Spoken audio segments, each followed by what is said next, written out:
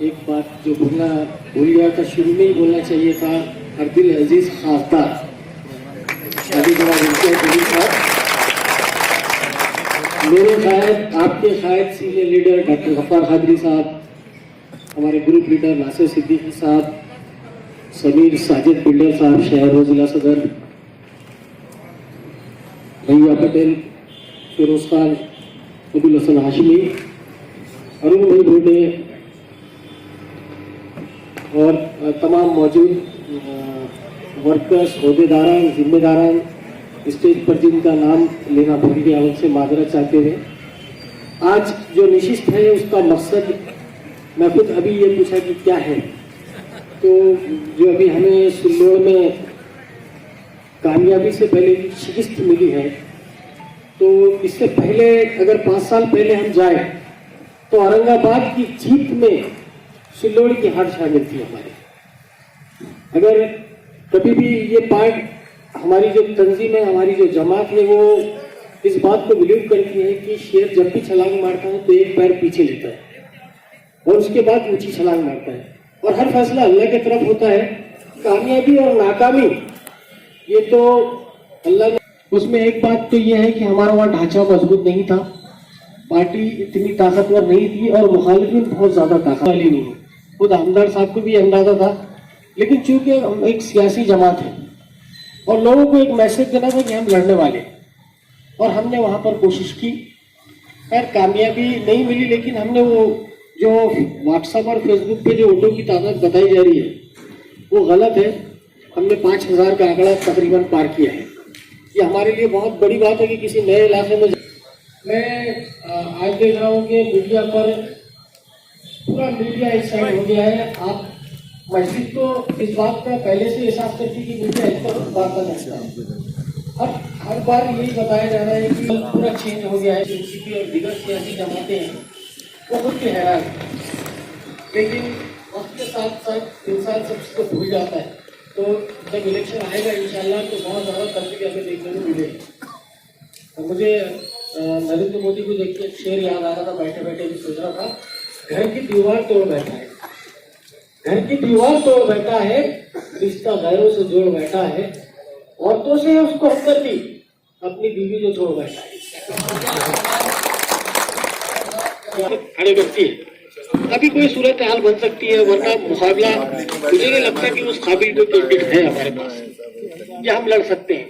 अगर नहीं लड़ते हैं, सपोर्ट करते हैं जिस भी उम्मीदवार को पार्टी देगी, लेकिन अगर पार्टी अपना उम्मीदवार खड़े करती तो अगला इलेक्शन हमारे लिए बहुत ज्यादा मुश्किल हो जाएगा, क्योंकि सिंबल एक बार अगर नजरों से दूर हो गया, किसी दूसरी जमात को मौका मिल गया, तो दूसरी बार रास्ता बनाना बहुत लगता है कि मौजूदा हाल में हम एक असद अवैसी औरंगाबाद से भी पैदा कर सकते हैं।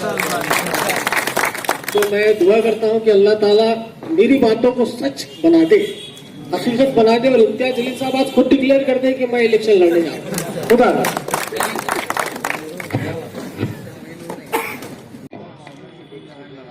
मैं ज्यादा सियासी शऊर में रखता तो नहीं हूँ, मगर एक बात मैं आप लोगों के सामने रखना चाहता हूँ जो काफी दिनों से मेरे जहन में चल रही थी कि हम लोग जो है, हो सकता है कि आप मुझसे इत्तेफाक ना रखते हो सकता है किसी दूसरे से आप इत्तेफाक ना रखते हो, मगर इज्तिमाइयत का उसूल ये है कि अगर आप किसी जमात से, किसी इज्तिमाइयत से या किसी आप ग्रुप से जुड़े हैं तो आप तब तक अपनी राय रखें जब तक फैसला ना हो, और एक बार अगर फैसला हो जाए तो उसके बाद उस फैसले को हमको मान लेना चाहिए। उसके बाद हम लोग जो लूज टॉक करते हैं, लूज टॉकिंग हमारी चलती है, ये हमारे आपस में नहीं होना चाहिए। और दूसरी बात ये है कि अभी इतने जितने लोग यहाँ पे मौजूद हैं, मैं नहीं समझता कि किसी दूसरी पार्टी के लोग बिना पैसों के इतने जमा होते होंगे। हमारे पास लोग जो है, एक लोगों का जज्बा है, एक उमंग है, एक तड़प है कि हमने मुस्लिम, और उसी का सबूत है कि हमने एक मुस्लिम आमदार जो है चुन के दिया। तो मैं चाहूंगा कि हम, अगर मुझे भी किसी से ना इत्तेफाकी है तो मैं जरूर उस नाइत्तेफाकी को सामने रखूं, पार्टी कायदीन को, सीनियर लोगों को उससे आगाह करूं, और उसके बाद अगर फैसला हो जाए कि नहीं यही जो है, जो दिया गया आदमी है, आपको इसी के लिए काम करना है, तो हम इसी बात पे लब्बैक कहें और बहुस्न खूबी हम उस काम को अंजाम दें। अगर हमको वो कैंडिडेट पसंद नहीं है या जो फैसला लिया गया वो हमको पसंद नहीं आ रहा है, तो फैसला होने के पहले आप राय दें, और डट के राय दें, खुल के राय दें। होने के बाद बिना वजह उस चीज पे जो है बहस ना करें। और इलेक्शन के ताल्लुक से, लोकसभा इलेक्शन के ताल्लुक से मेरी राय ये है कि, और दूसरी बात कि जो लोग कॉरपोरेटर हैं, पदाधिकारी हैं, और भी जो हैं, कि मेरी उनको ये राय है कि वो लोगों से अगर सलूक करते हैं तो ये बिना पैसे वाले लोग एक जज्बे से लोग आ रहे हैं, तो उनको इज्जत दे, उनको इज्जत नफ्स है। हर आने वाला आदमी जो है वो इज्जत चाहता है। अगर वो पदाधिकारी नहीं है, वो सादा आदमी है, और मैं उससे जो है चिढ़ के बात करूं, गाली से बात करूं, अरे उरे अगर मैं बात करूं, तो वो ज्यादा दिन हमारे साथ रहेगा नहीं। तो हमको लोगों को जोड़ना है, इत्तेहाद से रखना है, इत्तेफाक से रखना है, और सबको मिलजुल के आगे चलना है। और रही बात इलेक्शन की, लोकसभा इलेक्शन की, तो मेरी राय ये है कि अगर महाआघाड़ी, वंचित आघाड़ी और एमआईएम ये सब मिलके अगर इलेक्शन लड़ते हैं तो इंशाल्लाह लड़ाना चाहिए। शुक्रिया, खुदा पार्टी की तरफ से जो भी काम, जो भी जिम्मेदारी हमको दी जाएगी, जो भी दी जाएगी, इंशाल्लाह कबूल रहे। खबरी दी गई है कि हम लोकसभा इलेक्शन में हिस्सा लेंगे। बहुत सारे लोग, दिन भर में कई लोग पूछते रहते थे, ये तो क्लियर हो गया कि इंशाल्लाह मजलिस इसमें हिस्सा ले रही है और यहाँ पे राय मशवरा देने के लिए खड़े करे हैं। तो मैं अपनी एक छोटी सी राय पेश करके जल्दी से बैठ जाऊंगा। राय मेरी ये है कि अभी हमने कल ही से यहाँ पे एक वार रूम, जैसा कि लोकसभा का क्षेत्र है, सारी चीजें, तो एक वार रूम खोल के हमने उसकी स्टडी और जितने भी ताल्लुक है हमारे कॉन्स्टिट्यूएंसी के अंदर, तो वहाँ की एक टीम बना के हमने काम शुरू कर देना चाहिए। बस इतनी राय देके अपनी जगह लेता हूँ। बाकी नहीं बची। मजलिस इत्तेहादुल मुस्लिमीन अपनी पार्टी का अपने निशान पर, अपने कायद के जेरे क़ियादत पार्लियामेंट का इलेक्शन लड़ने वाली है। हम आपसे जो चाह रहे हैं, हम आपसे चाह रहे हैं, इस सिलसिला ना सिर्फ मैंने कहा वार रूम बनाना चाहिए, कुछ और काम उस किस्म का मशवरा कीजिए ना भाई। ऐसा तय हो चुका है कि मजलिस इलेक्शन लड़ने वाली थी।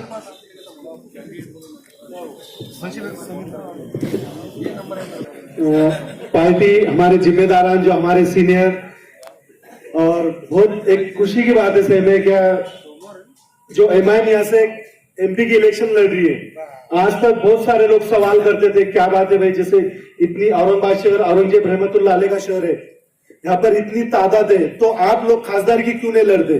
तो बहुत खुशी की बात है जो हमारे कायद ने जो डिक्लेयर कर दिया औरंगाबाद से हम खासदार की लड़ने वाले हैं, और हम भी पूरे दिल से, तहे दिल से, हमारे पे जो भी जिम्मेदारी दी जाएंगी इंशाल्लाह हम पूरा काम करेंगे।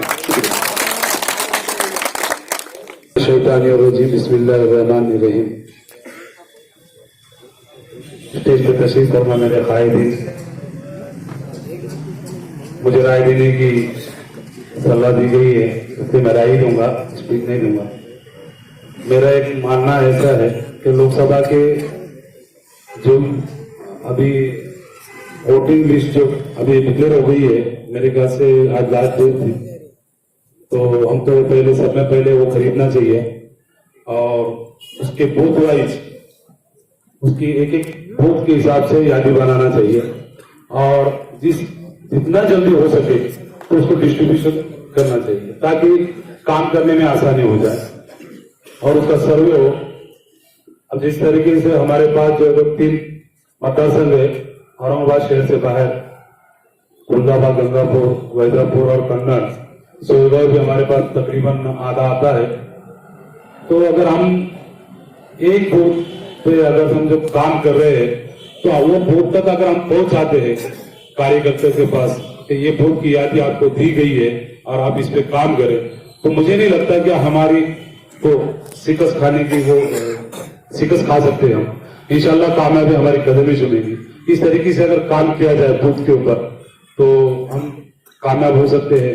मैं पहले शुक्रिया अदा करता हूँ असदुद्दीन अवैसी साहब का, जिन्होंने यहाँ पर मजलिस इत्तेहादुल मुस्लिमीन का उम्मीदवार लड़ाने का फैसला लिया।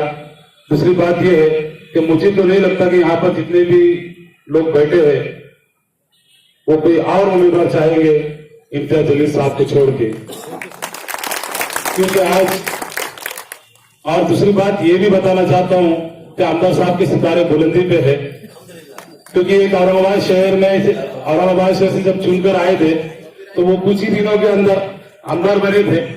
और अभी जानते कि औरंगाबाद महाराष्ट्र की असेंबली में 288 आमदार है, लेकिन एक ही भाई शख्स है जिसको महाराष्ट्र के कोने कोने का बच्चा जानता है, ऐसा हमारा आमदार इम्तियाज जलील साहब है।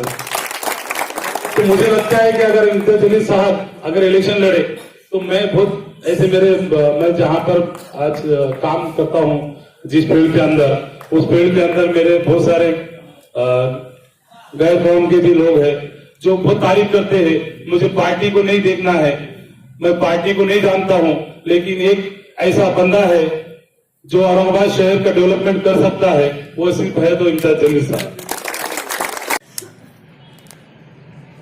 उसके घर वालों के ऊपर क्या गुजर रही है ये आप कभी सोचिए, और फिर ये सोचिए कि औरंगाबाद शहर में अगर नशा मुक्ति का अभियान मैंने लिया है तो सिर्फ यही वजह है कि बेकसूर बेवजह ये बच्चे की अगर मौत हुई है तो इसलिए हुई है कि जो ट्रक चला रहा था वो शराब पिया हुआ था। ये शुक्र अदा करना चाहिए कि उस दिन और बहुत बड़ा हादसा हो सकता था, कई बेकसूरों की जान जा सकती थी।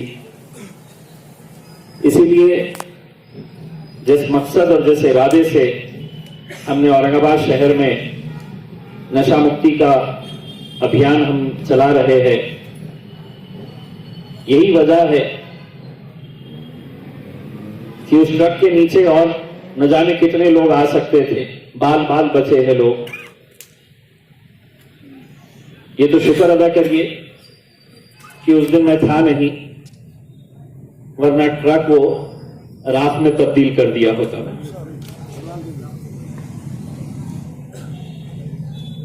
कुछ बातों के ऊपर मैं किसी सूरत में कॉम्प्रोमाइज नहीं करूंगा। उसमें एक बात है कि नशा मुक्ति के मामले के अंदर हम किसी तरह का कोई कॉम्प्रोमाइज नहीं करेंगे। मैं मुबारकबाद देता हूं हमारे अबुल हसन, रफत यार खान, गंगाधर ढगे साहब, ये 3 कॉरपोरेटर्स, हमने एक सैंपल के तौर के ऊपर हमने टाउन हॉल की एक शराब की दुकान को हमने आइडेंटिफाई किया है, और जो कानूनी तौर के ऊपर जो कार्रवाई करना चाहिए, जिसके तहत कानून के दायरे में रहते हुए हम वो दुकान बंद करवा सकते हैं, वो पूरी प्रक्रिया, वो पूरी कार्रवाई मुकम्मल हो चुकी है। और इंशाल्लाह कल हम डिस्ट्रिक्ट कलेक्टर को वो मेमोरेंडम देंगे, और वो मेमोरेंडम देने के बाद कानून के दायरे में रहते हुए 3 महीने के अंदर वो पूरी कार्रवाई होनी चाहिए।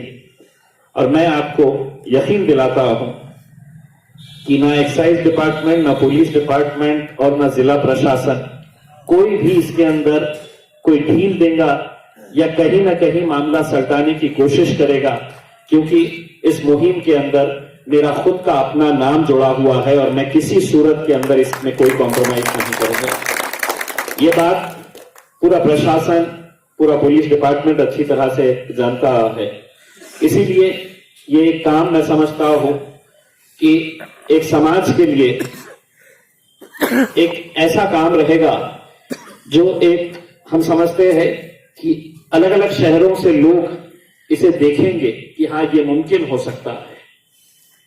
काम मुश्किल है लेकिन नामुमकिन नहीं है, और इंशाल्लाह ये काम को हम पूरे अंजाम तक पहुंचाएंगे। आप लोगों की दुआएं, आप लोगों का साथ, आप लोगों की ताकत हमारे साथ रहे।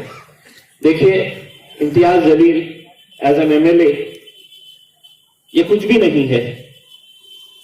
हमारी कोई हैसियत, कोई वजूद, कोई ताकत नहीं है। हमारी ताकत कौन है? तो हमारी ताकत आप लोग है। अगर ये ताकत नहीं है तो वो MLA किसी काम का नहीं जिसके पीछे आवाम नहीं है।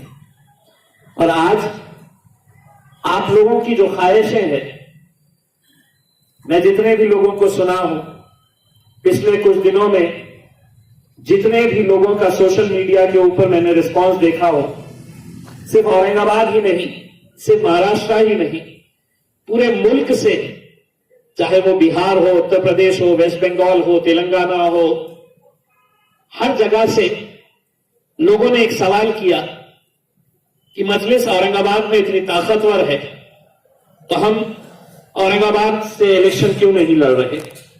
हमने एक फैसला किया था कि जो भी फैसला होगा वो हमारे कायद बैरिस्टर असदुद्दीन अवैसी साहब, वंचित बहुजन आघाड़ी के हमारे प्रकाश अंबेडकर साहब, ये जो भी फैसला करेंगे वो हमें कबूल रहेगा। लेकिन ये बात भी सही है कि आखिर मजलिस इत्तेहादुल मुस्लिमीन एक पार्टी है, हम एक पॉलिटिकल पार्टी है। इसका मतलब ये नहीं है कि हम लोग इलेक्शन से पूरी तरह से बाहर हो जाए। ये सही बात है कि असद साहब ने एक प्रपोजल दिया था कि अगर कांग्रेस, राष्ट्रवादी कांग्रेस अगर वंचित बहुजन आघाड़ी को मान सम्मान देती है, प्रकाश अंबेडकर साहब को जो इज्जत उन्हें मिलनी चाहिए वो इज्जत अगर देती है तो हम हट जाएंगे। लेकिन आज तक ये तय हो चुका है कि जो उम्मीदें, जो इज्जत बाला साहब को मिलनी चाहिए थी वो कांग्रेस और राष्ट्रवादी देने के लिए तैयार नहीं है। उन्होंने ये तो दिखा दिया है कि हम 4 सीटें देंगे, आप 4 सीटों पे लड़ लें। यानी कि इसका मतलब यह है कि आपने हमारे को हमारी हैसियत दिखा दी है कि हम 4 सीटों के लायक हैं। आपने हमारी हैसियत दिखा दी है, अब इंशाल्लाह हमारा मौका है, अब हम आपको दिखाएंगे कि हमारी हैसियत कितनी है। यह हम आपको दिखाएंगे, बाला साहब दिखाएंगे कि हम क्या कर सकते हैं। देखिए, इलेक्शन सिर्फ ख्वाहिशों से नहीं होता है। इलेक्शन सिर्फ सोशल मीडिया के ऊपर इस तरह से हम जीत नहीं सकते।